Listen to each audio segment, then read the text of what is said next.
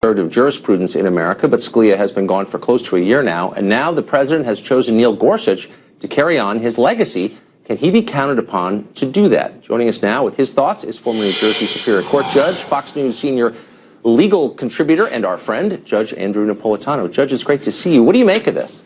Well, I'm ecstatic over this, Tucker. He is probably the most worthy jurist in the country to fill the shoes of Antonin Scalia for a couple of reasons.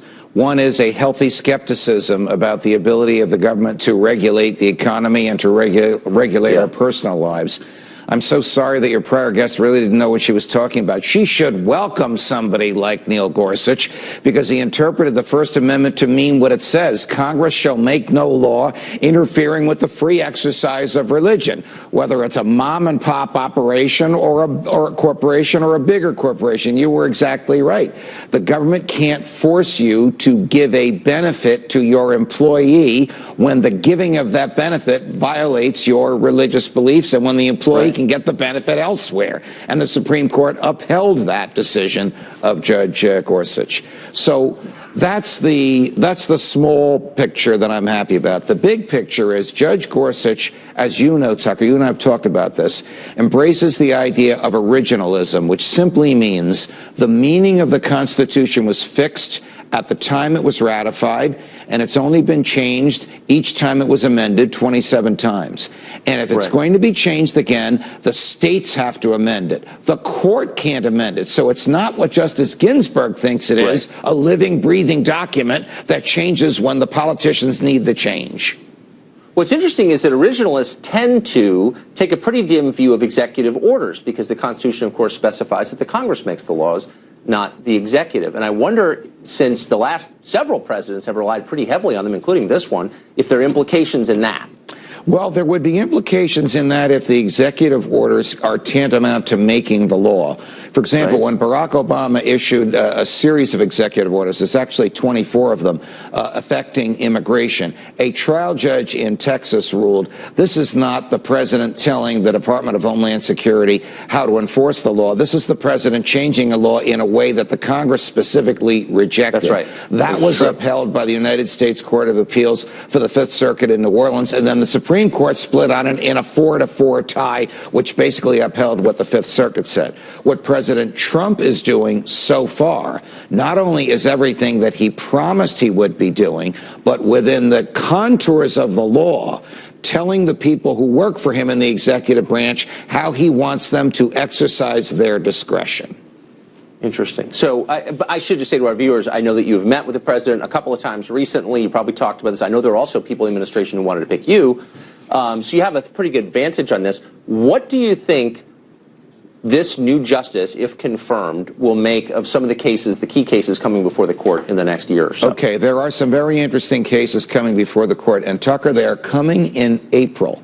Very significant. That's 2 months from now.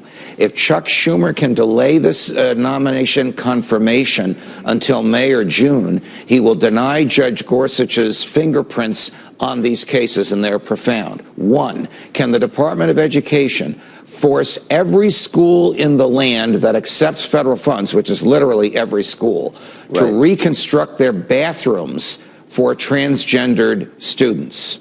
Two, if a state decides to take, you're not going to believe this, old automobile tires and turn them into a parking lot, can a Catholic church use the parking lot for students to play a game of wiffle ball on?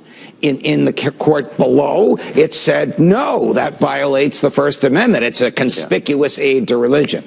These are Sounds like theocracy to me. Yes. Yeah. So these are two, controversial issues that will come right before the court. Three, very, very excessive in my view, and I suspect yours, overreaching by the Environmental Protection Administration. There are 4 environmental protection challenges where the EPA won below. So if there's a 4-4 tie because Judge Gorsuch is not confirmed, then the EPA will prevail. If Judge Gorsuch gets to hear it, then he'll be the dispositive vote.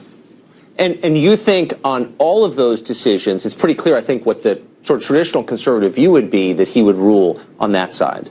I do. I think you take a traditional conservative view and add in a healthy Scalia-like dose of skepticism about the government, and you equal Neil Gorsuch. So let me just ask you a broader, more theoretical question. We've watched an awful lot of Supreme Court justices come and some go. I don't think I've seen one become more conservative, more committed to original intent during his or her time on the court. They all seem to become more activist. Or a lot of them do. Have you ever seen anyone move in the other direction? Well, the only one that moved in the other direction, if he moved at all, was Justice Scalia. There is there is a tendency for people to become more activist. Here's the kind of activism that I would like to see: a constitutional activism, an activism that says to the government, wait a minute, Congress shall make no law means no law. You're not going to get us to fudge on this one. In that area, I think you're going to find Judge Gorsuch not moving, but solid as a rock, just like he was on the, or has been, on the circuit court. Judge Napolitano, what a great explanation. Thanks a lot for that. Pleasure to be with you, Tucker. All the best. Thank you.